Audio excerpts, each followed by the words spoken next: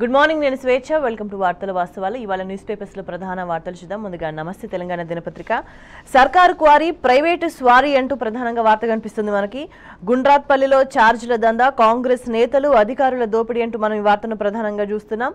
డీడీలు ఉన్న అక్రమంగా మామూళ్లు, లారీకి అదనంగా కనీసం 1000 వసూలు, ఒక్కోసారి 3000 వరకు గుంజుతున్నారు. రోజు సగటున 530 లారీల్లో రవాణా. రెన్యువల్ చేయక మూతపడ్డ రీచ్లు, ఎగబడుతున్న లారీల యజమానులు, సొమ్ము చేసుకుంటున్న ప్రజాప్రతినిధులు అంటూ ప్రధానంగా ఈ వార్త మనకు కనిపిస్తుంది. ఇక నెక్స్ట్ చూస్తే సాగునీరు లేక నెర్రెలిచ్చి అంటూ ఇంకో వార్త చూస్తున్నాం. ఎండిపోయిన పెద్దాపూర్ చెరువు అంటూ చూస్తున్నాం. పొలాలకు నీరు అందక రైతుల ఆందోళన.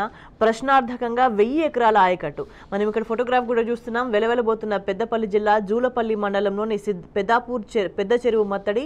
నీరు లేక పెద్ద చెరువు కింద నెర్రెలు వారిన పొలానికి సంబంధించిన ఫోటోగ్రాఫ్ కూడా మనం పక్కన గమనించవచ్చు.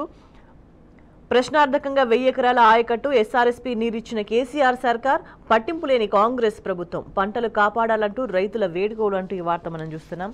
ఇక నెక్స్ట్ చూస్తే నల్లాల నుంచి దుంకిన మిషన్ భగీరథ అంటూ ఇంకో వార్త కనిపిస్తుంది. మరమ్మతులు చేసిన మున్సిపల్ అధికారులు. భగీరథ నీళ్లు రావడంతో నమస్తేకు స్థానికుల కృతజ్ఞతలు అంటూ ఆలంపూర్లోని న్యూ ప్లాట్స్ కాలనీలో బోర్కు మరమ్మతు చేస్తున్న సిబ్బంది లీకేజ్ సరిచేయడంతో మిషన్ భగీరథ నల్లా నుంచి వస్తున్న నీటిని పట్టుకుంటున్న మహిళ ఫోటోగ్రాఫ్ కూడా అక్కడ మనం గమనించవచ్చు. ఇక నెక్స్ట్ తాగునీటి కోసం మహిళల ఆందోళన అంటూ ఇంకో వార్త చూస్తున్నాం. కరీంనగర్ జిల్లా చిగురుమామిడి మండలంలో సుందరగిరిలో ఆందోళన చేస్తున్న మహిళలకు సంబంధించిన ఫోటోగ్రాఫ్ చూస్తున్నాం. గ్రామ పంచాయతీ ఎదుట ఖాళీ బిందెలతో నిరసన. వారానికోసారి సన్నగా వస్తున్నాయంటూ కూడా ఆవేదన వ్యక్తం చేస్తున్న పరిస్థితి అక్కడ కనిపిస్తుంది. ఇక నెక్స్ట్ చూస్తే రైతు బంధుకు ఉపగ్రహ సర్వే అంటూ ఇంకొక వార్త గమనించవచ్చు మనం. రిమోట్ సెన్సింగ్ సర్వే చేపట్టాలని నిర్ణయం. సాగు బీడు భూముల లెక్క తేల్చనున్న సర్కార్. ఇప్పటికే కేంద్ర సాంకేతిక శాఖతో సంప్రదింపులు. కొత్త నిబంధనపై రాష్ట్ర ప్రభుత్వం కసరత్తు.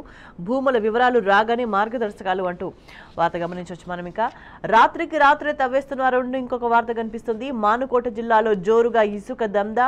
వాగుల నుంచి అక్రమంగా తరలిపోతున్న ఇసుక నిమ్మకు నీరెత్తినట్టు అధికారులు అంటూ అక్కడ మహబూబాబాద్ జిల్లా నర్సింహులపేట మండలం జయారం గ్రామ శివారు వాగులో ఇసుక తవ్వకాలకు సంబంధించిన ఫోటోగ్రాఫ్ కూడా ఇక్కడ పబ్లిష్ చేసిండ్రు. ఇక నెక్స్ట్ ఇసుక అక్రమ రవాణాకు అడ్డాగా ఆకేరు వాగు అంటూ ఇంకొక వార్త చూస్తున్నాం. వాగు పరివాహక ప్రాంతాల్లో చెలరేగుతున్న అక్రమార్కులు. సమాచారం అందిస్తే చర్యలు అంటూ అక్కడ ఎస్ఐ ప్రకటించిన విషయము. ఉప్పుగల్లు ఆకేరు వాగు నుంచి ఇసుకను అక్రమంగా తరలిస్తున్న ట్రాక్టర్కి సంబంధించిన ఫోటోగ్రాఫ్ కూడా మనం అక్కడ గమనించవచ్చు. ఇక కర్ణాటక పంజాంట అంటూ ఇంకో ప్రధాన వార్త చూస్తున్నాం. తుంగభద్రపై బ్యాలెన్సింగ్ రిజర్వాయర్ నిర్మాణానికి ప్లాన్. నావరి జలాశయం సామర్థ్యం పెంపుకు ప్రయత్నాలు. ఎల్ఎల్సీకి సమాంతరంగా మరో కాలువ తవ్వకం. పూడిక పెరిగిందనే సాకుతో ప్రాజెక్టుల నిర్మాణం. రాయచూర్ జిల్లాలో మరో బరాజ్కు యోచన. ఇప్పటికే అప్పర్ భద్ర ప్రాజెక్టు పనులు వేగవంతం. తెలంగాణకు తీవ్ర నష్టం. ఇంజనీర్ల ఆందోళన అంటూ ఈ వార్తను మనం ప్రధానంగా గమనించవచ్చు. ఇక బీఆర్ఎస్ను బదనాం చేసినందుకు కుట్రలు అంటూ మనకి ఇంకొక న్యూస్ కనిపిస్తుంది.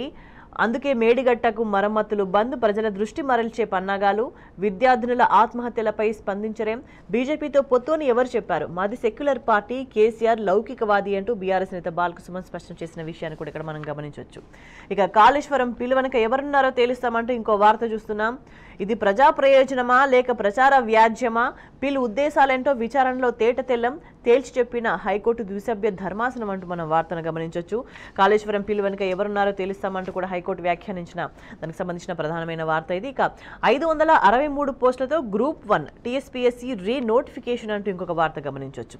23 నుంచి మార్చి 14 వరకు దరఖాస్తులు. అందరూ మళ్లీ దరఖాస్తు చేయాల్సిందే. కొత్త వారు మాత్రమే ఫీ చెల్లించాలి.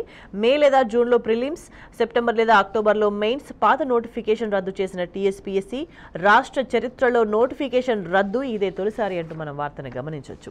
ఇక పంట ఎండిందని రైతు ఆత్మహత్య అంటే ఇంకొక వార్తను చూస్తున్నాం మనం. 4 ఎకరాలు నాటిస్తే ఎకరం ఎండింది. వేసిన 3 బోర్లు ఎత్తిపోయినాయి. సాగు ఇతరాలకు 32 లక్షలైన అప్పు తీర్చే మార్గం కానరాక రైతు బలవన్మరణం అంటూ మనం చూస్తున్నాం. పొలం వద్దే ఊరేసుకున్న సాయి మల్లయ్య. జనగామ జిల్లా నారాయణపూర్లో విషాదం అంటూ మనం ఈ వార్తను గమనించవచ్చు. ఇక ఢిల్లీ వెళ్లిన సీఎం రేవంత్ అంటూ ఇంకొక వార్త చూస్తున్నాం. సీఎం వెంట భట్టి విక్రమార్క, శ్రీధర్ బాబు ఉన్నారు. 2 రోజుల పాటు అక్కడే మకాం. నేడు కేంద్ర మంత్రులతో భేటీ, పార్టీ పెద్దలను కలిసే అవకాశం, నామినేటెడ్ పోస్టులు, పార్టీలో చేరికలు, ఎంపీ టికెట్లపై చర్చ అంటూ గమనించవచ్చు.